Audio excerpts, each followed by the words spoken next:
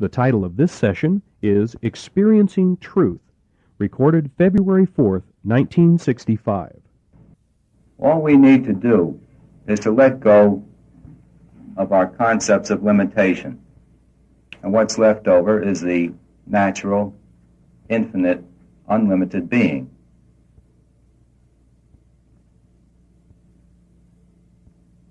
Sometimes this subject is called truth, sometimes God, metaphysics, but actually it's a subject that every human being, whether he's aware of it or not, is trying to learn. And that's why I like the word happiness instead of God, infinity, truth. This thing called happiness is the very nature of this unlimited being. And every time we're happy, we're allowing a bit more of this unlimited being to express itself, to come out. Or we're cutting off a certain amount of limitation of that infinite being. And then we say, I am happy. There is no happiness that isn't a feeling of your real inner self.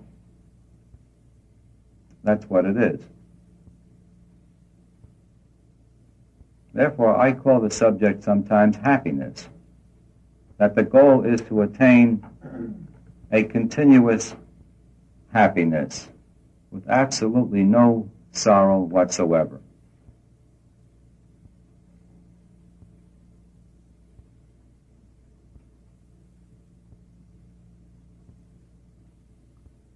When I define the word truth, I say truth is that which never changes.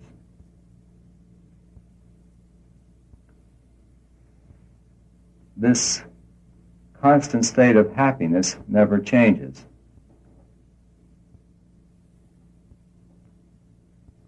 And as I said before, I like to make this practical. What is it that never changes?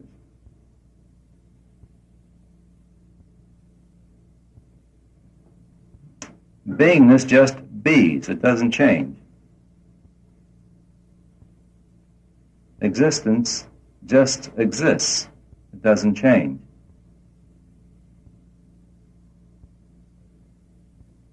So truth is beingness. But it's beingness being all beingness.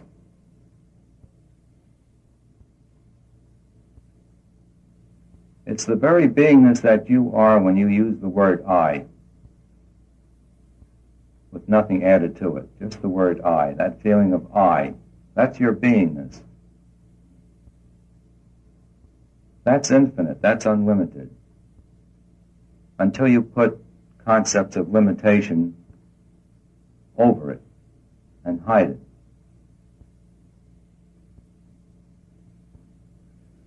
So the top goal is beingness, being all beingness.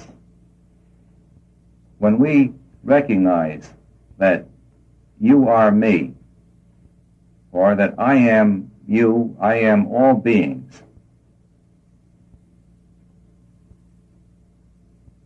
as you let go of the concepts of limitation, this thing comes about naturally.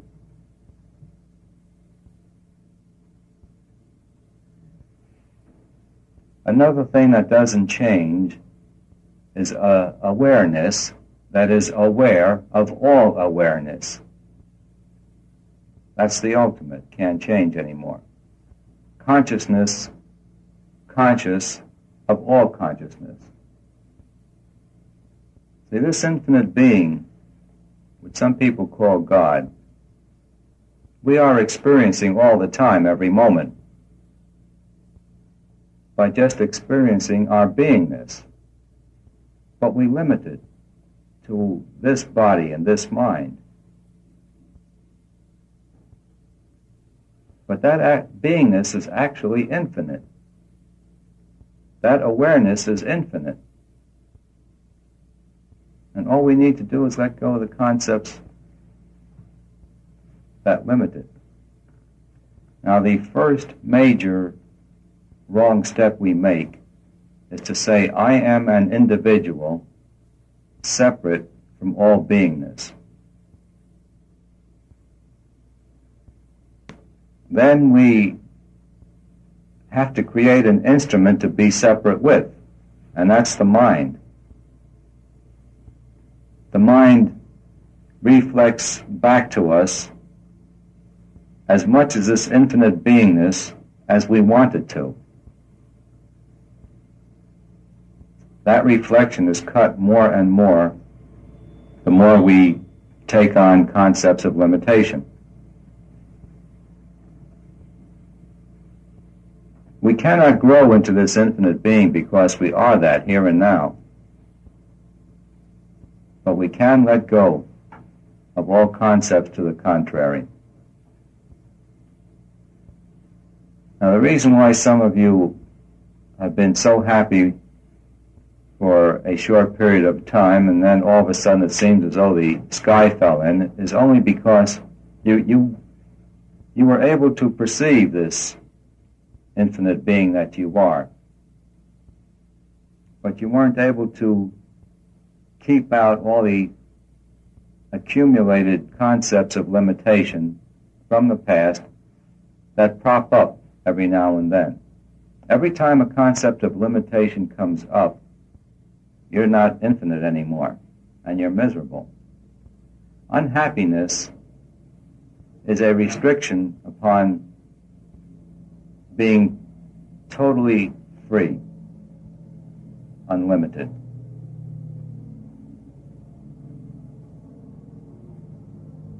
So these patterns of thought from the past, they're tendencies, predispositions now. They prop up even after we've seen very deeply this inner being that we are. So what we need to do is to keep throwing off these limitations as they crop up until there are no more. Then what's left is the infinite being that we are.